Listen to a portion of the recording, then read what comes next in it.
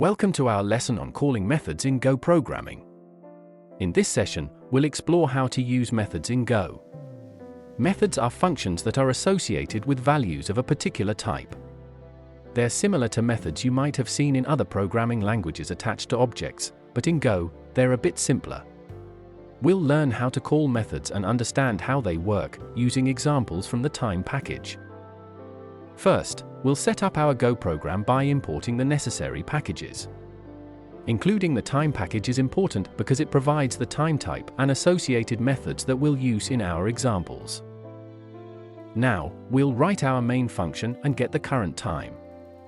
We create a variable called now of type time and assign it the value returned by the now function.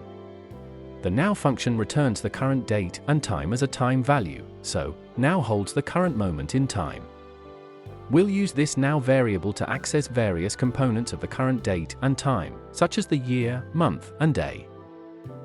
Next, we'll extract the year from the current date and time and display it. We call the year method on the now variable by writing now.year.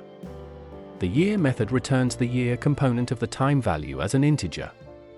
We store this year value in a variable named year. Then, we use println to print the year to the console.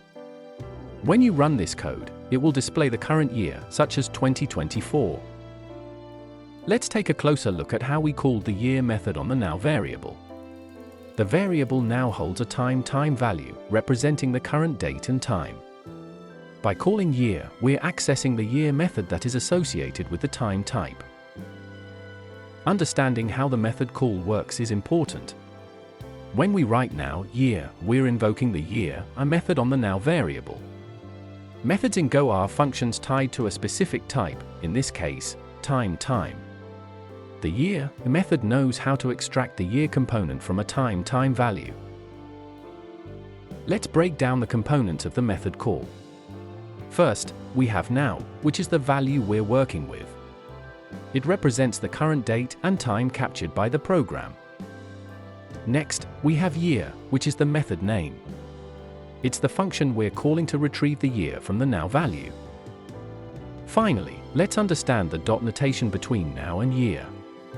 The dot symbol indicates that the method on its right belongs to the value on its left. In other words, we're telling Go to use the year method associated with the now variable. This dot notation is how we call methods on values in Go. It connects the value with its method, allowing us to perform actions or retrieve specific information from that value.